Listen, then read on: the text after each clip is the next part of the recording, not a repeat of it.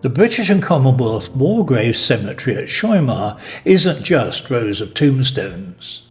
It's a library of stories and testaments to the heroism of the servicemen buried there. And, in many ways, it's different from most World War II cemeteries. For a start, there are no soldiers interred there. With one exception, a sailor from the Great War, all are aircrew.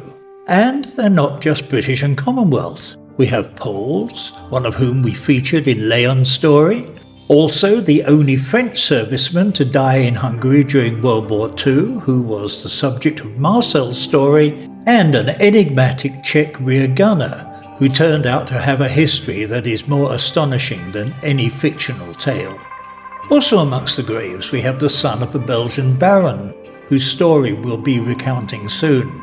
But today, I'd like to draw your attention to the specific way in which the graves are laid out.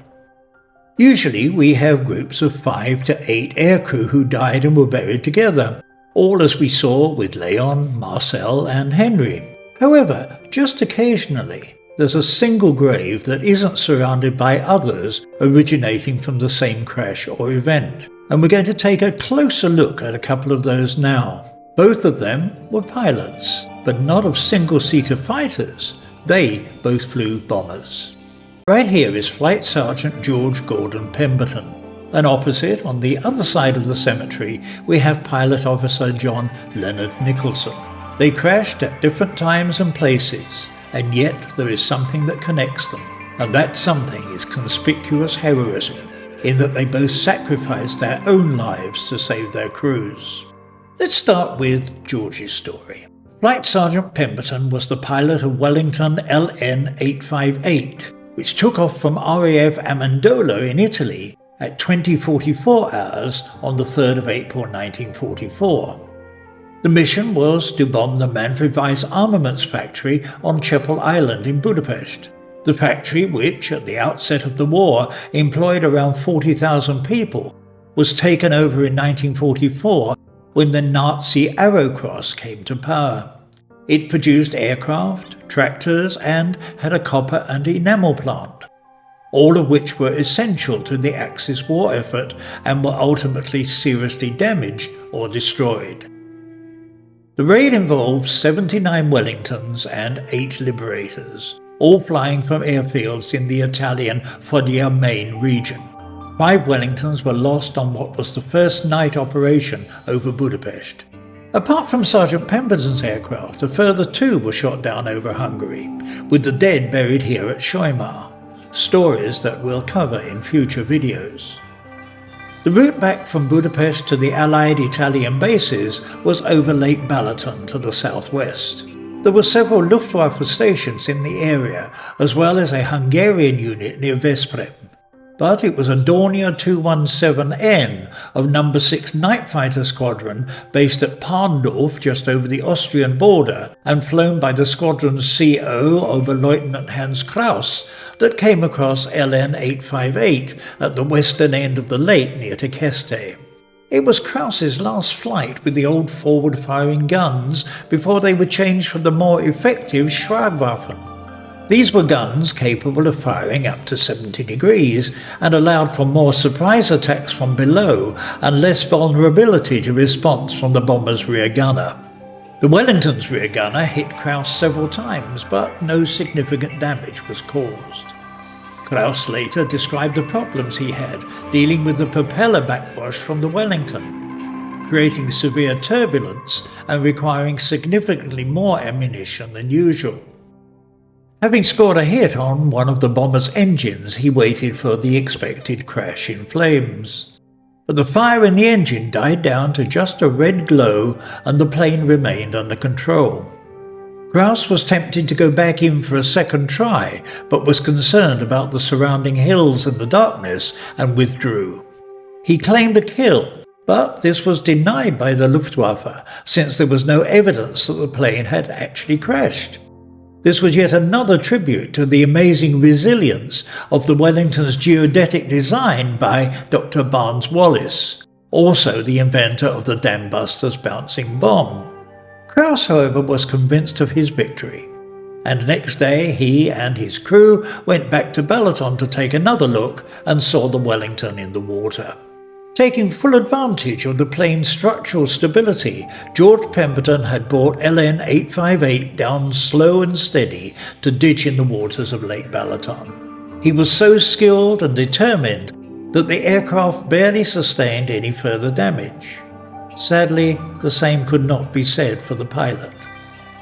George had been hit in the leg by a bullet from Krause's Dornier and had lost a lot of blood. Furthermore, when the plane hit the water, the control column that he'd been hanging onto to keep the plane level crushed his chest, and he died from loss of blood without being able to leave the aircraft. His crew of 4 survived, however, although not entirely unscathed. The wireless operator and air gunner, Flight Sergeant Harry Cadwallader Redpath of the Royal Australian Air Force, was hit in the eye during the engagement with Krause. Harry was born in Victoria on the 10th of August 1918. We see him here, 6th from the left in the front row, whilst training with the No. 4 Initial Training School in southern Australia in February 1942. After capture, he was kept in the hospital of a Jewish concentration camp near Budapest, probably Kisztárcha. After a couple of weeks, he was transferred to a specialist eye hospital at a lazaret, a medical facility usually attached to a prisoner of war camp. Since he was operated on by a British surgeon, Major David Livingston Charters from Glasgow, who had been captured in Greece on the 27th of February 1941 and kept at Stalag 8B, this is likely where Harry Redpath ended up. He was very fortunate, since this POW camp had 11 hospital buildings and excellent medical and care facilities, even X-rays. Furthermore, although under the command of a German officer known as the Colonel Doctor, it was staffed entirely by British and American POWs. Sadly though, the operation was unsuccessful, and Harry was fitted with a glass eye. He was then held at various POW camps, including Stalag 9B, Stalag Luft 7 and 3A, and was finally discharged on the 27th of March 1947. Major Charters was offered his freedom as part of a prisoner exchange, but refused release in order to stay with his patients.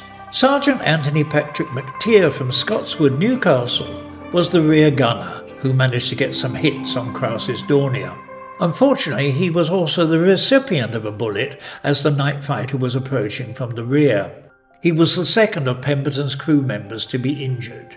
His ear was shot off and there was a bullet lodged in his head.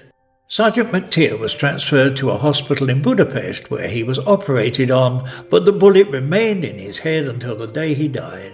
Upon his release from hospital, he was transferred to Stalag Luft 7 in Kreuzberg, Upper Silesia, where he met up again with Harry Redpath. Amazingly, the other 2 crew members were uninjured.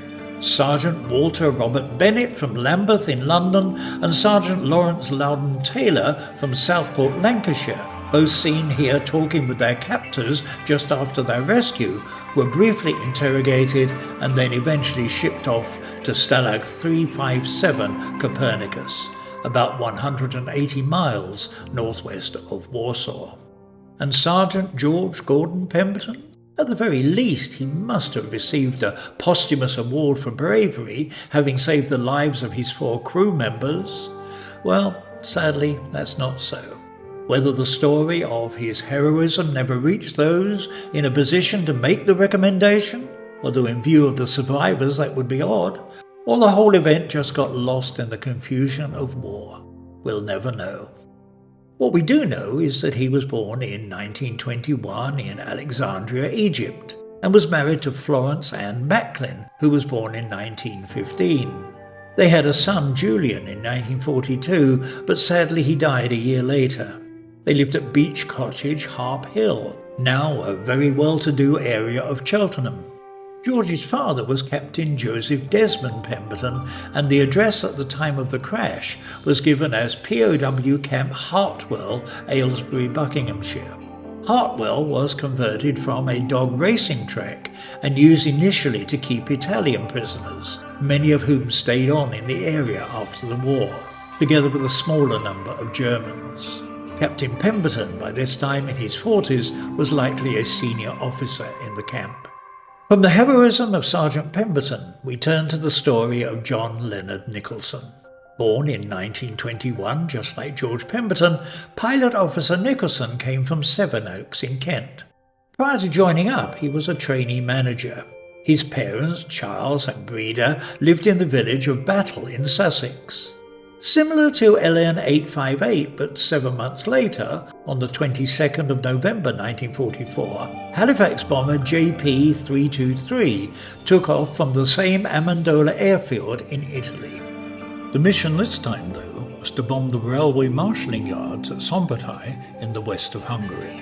This was an essential strategic target, since it was believed that the German army's withdrawal from the Balkans would be via this important rail link not far from the Austrian border. As they were retreating, they tore up the railway tracks behind them. It was Pilot Officer Nicholson's last mission, having completed his tour of 40 ops. Nick, as he was known to the crew, was a very experienced pilot, flying first with 150 Squadron like George Pemberton, but later moving to a special Pathfinder role with the newly formed 614 Squadron. It was their task to light up the target using coloured phosphorus bombs, which were impossible to extinguish and burn for 10 to 15 minutes. This greatly aided the bomb aimers in the waves of aircraft that followed 2 to 3 minutes behind.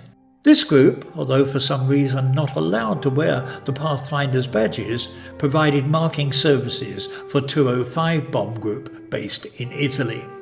The crew also included the navigator, Flight Sergeant Robert Bruce Hitchin, a chemist from Trentham, aged 35, the bomb aimer, Flight Sergeant Ronald Ralph Cartwright, a clerk from Liverpool, aged 22, the rear gunner, Sergeant Roy Bennett, a farmer's son from Dorking, aged 19, and 2 lads from Wigan. The flight engineer, Flight Sergeant Johnny Wiles, an upholstery worker, aged 29, and the wireless operator, Flight Sergeant Sidney Barlow, a grocery assistant, aged 22.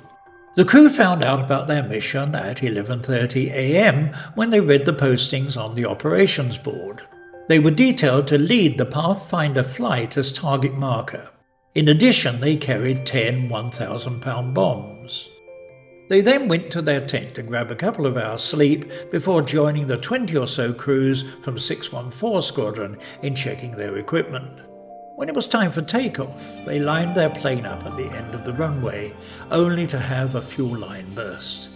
This meant that they had to change aircraft and ultimately took off 20 minutes behind the others. They then had to fly flat out to catch the group and get to the front to mark the target. Around 30 miles from Szombathely, in total darkness, there came a burst of machine gun fire. The plane shuddered, and Nick the skipper started throwing it around with violent weaving. The rear gunner had 4 powerful machine guns, but without any visible target. They were useless. The crew jettisoned the bombs and turned for home. The Halifax wasn't responding well to the controls, and an eerie silence descended that could be felt even above the roar of the engines. A few minutes later, the crew saw bullets hitting both engines, setting them on fire, and the starboard wing of the plane broke away. There were flames everywhere, and Pilot Officer Nicholson ordered Johnny Wiles, the flight engineer, to operate the fire extinguishers. But he had anticipated the order and was already hard at it. It soon became obvious, though, that the only option was to bail out, so Nick gave the order.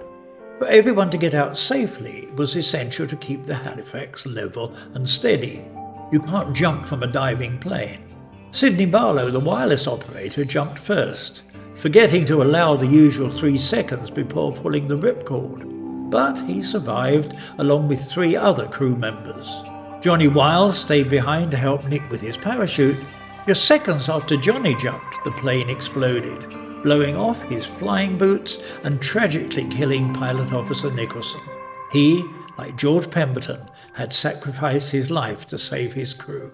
Sidney Barlow and Johnny Wiles said it was an FW190 that shot them down. The other crews said that Sombatai was blanketed in mist, and without the Pathfinder flares from Nick's plane, many dropped their bombs off the target. Above the clouds it was a clear night sky, and Luftwaffe night fighters took advantage of this and shot down 6 bombers out of the 79 in the group, including JP-323.